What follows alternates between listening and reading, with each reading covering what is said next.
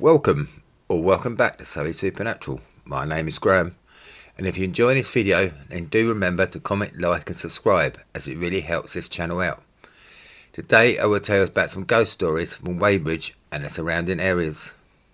In Weybridge stands the Oatlands Park Hotel, which is a late 18th century mansion, and it stands on the site of a Tudor hunting lodge of Henry VIII, which fell in ruin and was demolished in the 1790s to make way for a new house, which was built by Prince Frederick, the Duke of York, from the nursery rhyme fame.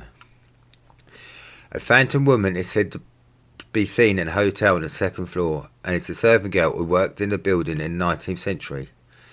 Apparently, she had a furious row with her boyfriend one evening and ended up in tears. She returned back to the building and apparently threw herself from a second floor window.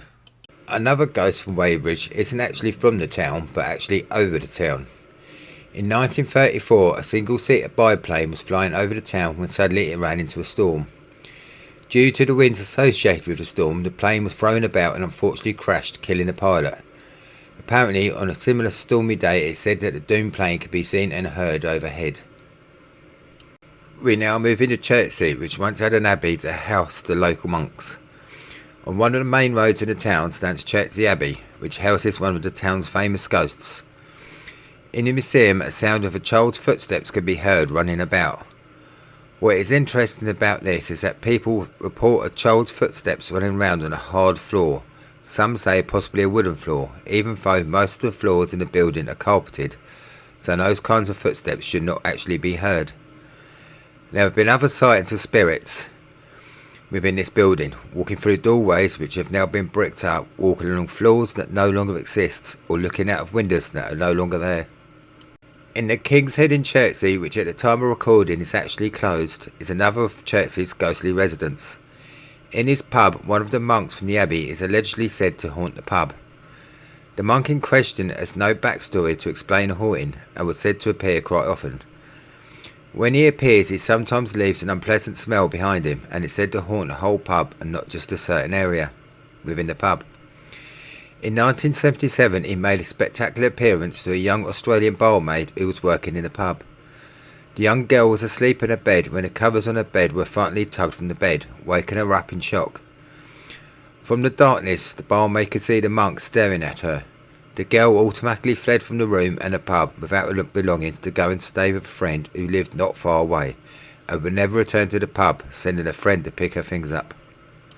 Sitting at Bops and Ansell in Chertsey sits the Golden Grove pub, a pub which is said to be 400 years old and is said to be haunted by a young girl which is said to appear quite often in an upstairs room. The story links back to the abbey again. Apparently one of the monks from the abbey was less than holy than he should be, although back at the time this was not considered to be an unusual thing. Many younger sons were enrolled into the church as the lands were earmarked for the older sons. Other men decided to join the church to search for a career with prospects. These men were looking more for personal advancement and devotion to the church, and had interests including gambling, hunting, feasting, drinking and women. One monk was worse than the others and was in the habit of drinking lots in the local taverns close to the abbey. It was on one of these visits of a local tavern that he met up with the daughter of the landlord of the Golden Grove. The girl was pretty and quite flirtatious, and the monk became quite obsessed with her. The girl, however, was saving herself for a good man to marry, and he rejected the monk's advances.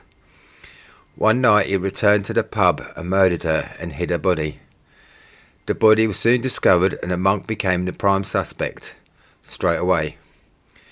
The monk escaped punishment, and what happened to him no one knows, but the girl was set to return to her former home in a ghostly form. However, there is one problem with the story, and that is that the Golden Grove was built about 30 years after the abbey was demolished, and there is nothing to say, however, that there wasn't another tavern on the site before. Thank you for listening, and if you enjoyed this video, please don't forget to like and comment and share. Bye for now, and remember everyone, stay spooky.